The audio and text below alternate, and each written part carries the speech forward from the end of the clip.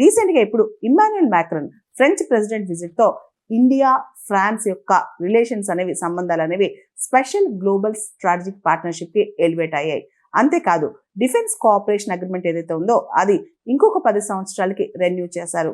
దాంతోపాటు కర్ణాటకలో H-125 light utility helicopter final assemblage unit India France కలిపి పెడుతున్నారనమాట. ఇండియాకి సంబంధించి టాటా, ఫ్రాన్స్ కి సంబంధించి ఎయిర్ బస్ వాళ్ళు కలిసి joint production H-125 light utility helicopters assemblage unit ని కర్ణాటకలో స్టార్ట్ చేస్తారు.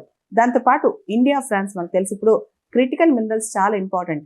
ఇండియా ఫ్రాన్స్ క్రిటికల్ మినరల్స్ లో కూడా కోఆపరేషన్ లో ముందుకెళ్తున్నారు. అండ్ ఇయర్ 2026 ఈ సంవత్సరం ఏదైతే ఉందో India France year of innovation అని చెప్పి డిక్లేర్ చేశారనమాట. అంటే సృజనాత్మకత, క్రియేటివిటీ అనేది చాలా ఇంపార్టెంట్ కాబట్టి India France year of innovation గా 2020 డిక్లేర్ చేశారు. దాంతోపాటు మనం చూస్తే కనుక చాలా మంది భారతీయ స్టూడెంట్స్ ఇప్పుడు అమెరికాకు వెళ్ళట్లేదు, ఇష్టపడట్లేదు. యూరోప్, ఆస్ట్రేలియా రకరకాల దేశాలకు వెళ్తున్నారు. 2030 కల్లా దాదాపు 30,000 మంది ఇండియన్ స్టూడెంట్స్ ని ఇన్వైట్ చేస్తున్నట్లు ఫ్రాన్స్ ప్రకటించింది. ఫ్రాన్స్ లో చదువుకోవడానికి 2030 కల్లా అంటే వచ్చే 4 ఏళ్లలో 30,000 మంది భారతీయ విద్యార్థులకి ఫ్రాన్స్ ఆహ్వానం పలకనుందనమాట.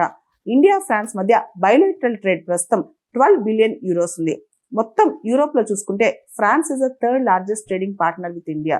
మొత్తం యూరోపియన్ యూనియన్ లో ఫ్రాన్స్ అనేది థర్డ్ లార్జెస్ట్ ట్రేడింగ్ పార్ట్నర్ అనమాట. ఇంకా ఇండియా ఫ్రాన్స్ మధ్య ఇంకా కూడా ట్రేడ్ బాగా పెరగాల్సిన అవసరం ఉంది.